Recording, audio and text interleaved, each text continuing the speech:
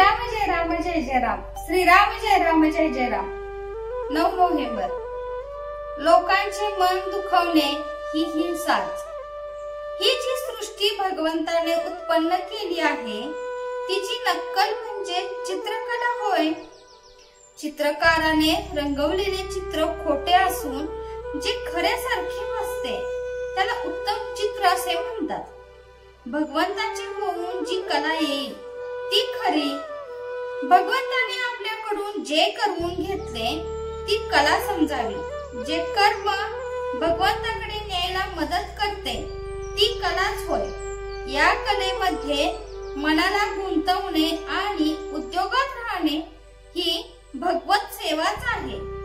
मन म्हणजे कल्पनांचे मूर्त स्वरूप। मन चंचल आहे, तोपर्यंत देहाला सुद्धा स्वस्थता नाही।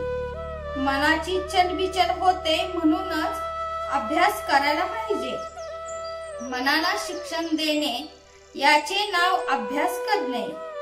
मनाची विश्रांती हीच खरी विश्रांती होय। सृष्टीमध्ये सर्व ठिकाणी वैचित्र्य आढळते। प्राण्यांच्या कितीतरी जाती आहेत, माणसे सुद्धा एकसारखी एक कुठे असतात, पण सर्वांमध्ये भगवंत मात्र सारखाच उरलेला आहे। जगामधले प्राणी एकमेकाला मारक असून देखील कसे जगतात हे पाहिले म्हणजे आश्चर्य वाटते।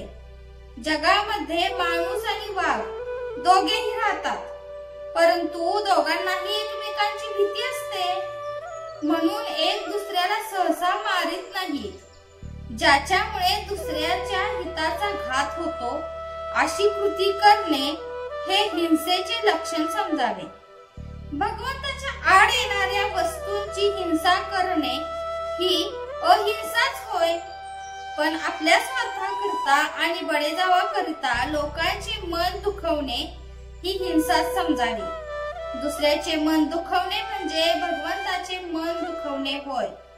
आपल्या मनात आलेली गोष्ट आपल्या हातून सुद्धा होत नाही, तर मग इतरांनी आपल्या मनासारखे वागावे असे म्हणणे हे काही बरोबर नाही।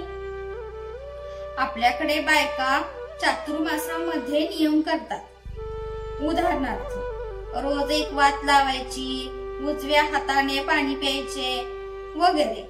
वास्तविक हे कसले नियम? तुम्ही एक वात लावली काय आणि 2 वाती लावल्या काय? शेवटी दिवा लावावा लागतोच। त्यापेक्षा मी कुणाचे अंतःकरण दुखवणार नाही असा नियम करावा।